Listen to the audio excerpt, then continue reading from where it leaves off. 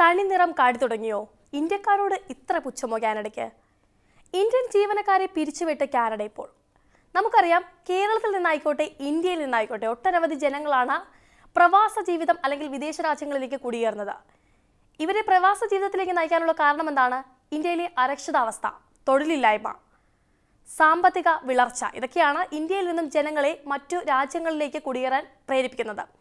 ഇവർ ഇവിടെ നിന്ന് മറ്റു രാജ്യങ്ങളിൽ പോയി അവിടെ സെറ്റിൽമെന്റായി ജീവിക്കുന്നവരാണ്. ഇത്തരത്തിൽ ഒട്ടനവധി ജനങ്ങൾ ഇന്ന് കാനഡയെ ആശ്രയിക്കുന്നുണ്ട്. ഇവിടെ നിന്ന് വിദേശത്തേക്ക് പഠനത്തിനായിട്ടും ഉപരിപഠനത്തിനായിട്ടും ഒട്ടനവധി ജനങ്ങൾ ഇക്കഴിഞ്ഞ വർഷങ്ങളിൽ പോകുന്നുണ്ട്. അവിടുത്തെ ഉയർന്ന ജീവിത നിലവാരവും പഠിച്ചുകൊണ്ട് ജോലി ചെയ്യാമെന്ന സാധ്യതകളും ഒക്കെയാണ് കാനഡയെ ഇന്ത്യയിൽ നിന്ന് വേർതിരിച്ചു നിർത്തുന്നത്. കാനഡ മാത്രമല്ല, മറ്റു വിദേശ രാജ്യങ്ങളെയും വേർതിരിച്ചു നിർത്തുന്നത്. ഇന്ത്യയുടെ അരക്ഷിതാവസ്ഥയാണ് ഇതിനൊക്കെ കാരണം. പക്ഷേ ഇപ്പോൾ ഇതാ ഇന്ത്യയിലെ നയതന്ത്ര ഓഫീസുകളിലെ ഇന്ത്യൻ ജീവനക്കാരെ കൂട്ടത്തോടെ പിരിച്ചുവിടുകയാണ് കാനഡ. 5 മാസം മുൻപ് 41 കനേഡിയൻ നയതന്ത്രജ്ഞരെ പിരിച്ചുവിട്ടതിന് പ്രതികാരമായിട്ടാണ് ഈ നടപടി.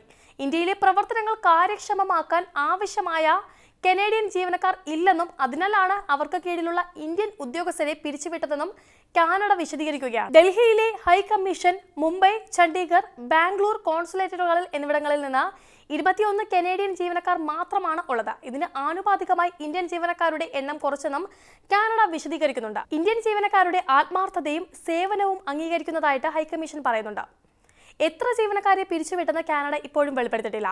ഇന്ത്യയിലെ കോൺസുലർ സേവനങ്ങളും വ്യാപാര ബിസിനസ് നടപടികളും ഇനിയും തുടരും. എന്നാൽ വിസ അപേക്ഷാ കേന്ദ്രങ്ങൾ പ്രവർത്തിക്കുകയും ചെയ്യും. ഇന്ത്യൻ പൗരന്മാർക്ക് കാനഡ സന്ദർശിക്കാനും ജോലി ചെയ്യാനും പഠിക്കാനും തടസ്സമില്ല. ഖാലിസ്ഥാൻ ഭീകരൻ ഹർദീപ് നിച്ചറിന്റെ കൊലയിൽ ഇന്ത്യക്ക് പങ്കുണ്ടെന്ന കനേഡിയൻ പ്രധാനമന്ത്രി ജസ്റ്റിൻ ട്രൂഡോയുടെ ആരോപണത്തെ തുടർന്നാണ് നയതന്ത്ര ബന്ധത്തിൽ വിള്ളലുണ്ടായതെന്ന് നമുക്കറിയാം. ഭവന പ്രതിസന്ധി മൂലവും രാജ്യത്തേക്കുള്ള വിദേശികളെ കുറയ്ക്കാനുള്ള നീക്കത്തിൽ ഇപ്പോൾ കാനഡയുണ്ട്. താൽക്കാലിക താമസക്കാരെ കുറയ്ക്കാനും താൽക്കാലിക കുടിയേറ്റത്തിന്റെ പരിധി നിശ്ചയിക്കാനും പദ്ധതിയിടുന്നതായി ഇമിഗ്രേഷൻ മന്ത്രി മാർക്ക് മില്ലറാണ് അറിയിച്ചിരിക്കുന്നത്. വിദേശ വിദ്യാർത്ഥികൾ ഉൾപ്പെടെ താൽക്കാലിക താമസക്കാരുടെ താമസ കാലപരിധി നിയന്ത്രിക്കുകയും പ്രവേശന മാനദണ്ഡങ്ങൾ കർശനമാക്കുകയും ചെയ്യുമെന്നാണ് റിപ്പോർട്ടുകൾ സൂചിപ്പിക്കുന്നത്.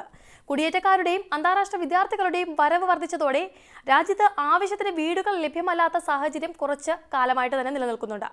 പണപ്പെരുപ്പം മൂലം നിർമ്മാണം മന്ദഗതിയിലായതോടെ പ്രതിസന്ധി രൂക്ഷമാവുകയാണ് ഇവിടെ.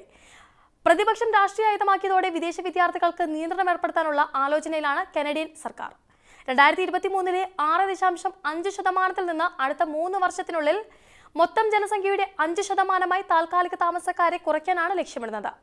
പ്രായോഗിക നടപടികൾക്കായി ഇമിഗ്രേഷൻ മന്ത്രി പ്രവിശ്യ ഭരണകൂടങ്ങളുമായി മെയ്യിൽ യോഗം ചേരും. പ്രവിശ്യകൾ നൽകുന്ന വിദ്യാഭ്യാസം, ആരോഗ്യ സംരക്ഷണം തുടങ്ങിയ സേവനങ്ങളും ജനസംഖ്യ വർധനയുടെ പ്രതിസന്ധി നേരിടുന്നതാണ്. പഠനത്തോടൊപ്പം തന്നെ ജോലി ചെയ്യാനും പഠനം പൂർത്തിയാക്കിയാലും ജോലി തുടരാനും സാധിക്കുമെന്നതാണ് ഉന്നത വിദ്യാഭ്യാസത്തിന് കാനഡ തിരഞ്ഞെടുക്കാൻ വിദേശ വിദ്യാർത്ഥികളെ പ്രേരിപ്പിച്ചുകൊണ്ടിരിക്കുന്നത്. ഇമിഗ്രേഷൻ, റെഫ്യൂജീസ്, സിറ്റിസൺഷിപ്പ് കാനഡ എന്നിങ്ങനെയുള്ള ചില അപേക്ഷകൾക്ക് അടുത്ത മാസം മുതൽ ഫീസ് വർധന പ്രഖ്യാപിച്ചിരിക്കുകയാണ് കാനഡ. ഇതേ തുടർന്ന് കാനഡയിലെ സ്ഥിരതാമസ പ്രോഗ്രാമുകളുടെ ഫീസിലും വർധന ഉണ്ടാകുമെന്നാണ് ടൈംസ് ഓഫ് ഇന്ത്യ റിപ്പോർട്ട് ചെയ്യുന്നത്. പുതിയ നിരക്കുകൾ ഏപ്രിൽ 30 പ്രാബല്യത്തിൽ വരുമെന്ന് ഏജൻസിയും അറിയിച്ചിട്ടുണ്ട്. ഇത് കാനഡയിലെ ഉപഭോക്തൃ വില സൂചിക കണക്കിലെടുത്തുകൊണ്ട് കണക്കാക്കുമ്പോൾ രാജ്യത്തിന്റെ കുടിയേറ്റ അഭയാർത്ഥി സംരക്ഷണ ചട്ടങ്ങളെ അടിസ്ഥാനമാക്കിയിട്ടുള്ളതാണ്. 2024 ഏപ്രിലിനും 2026 മാർച്ചിനും ഇടയിൽ ഫീസ് ബാധകമാകുമെന്ന് റിപ്പോർട്ടുകൾ പറയുന്നുണ്ട്. പെർമനന്റ് റെസിഡൻസി അപേക്ഷയുടെ ചാർജ് $515 കനേഡിയൻ നിന്ന് $575 കനേഡിയൻ ആയിരിക്കും. ഫെഡറൽ വൈദഗ്ധ്യമുള്ള തൊഴിലാളികൾക്കും ക്യൂബക് വിദഗ്ധ തൊഴിലാളികൾക്കും അപേക്ഷാ ചെലവ് $950 കനേഡിയൻ ഉയരും.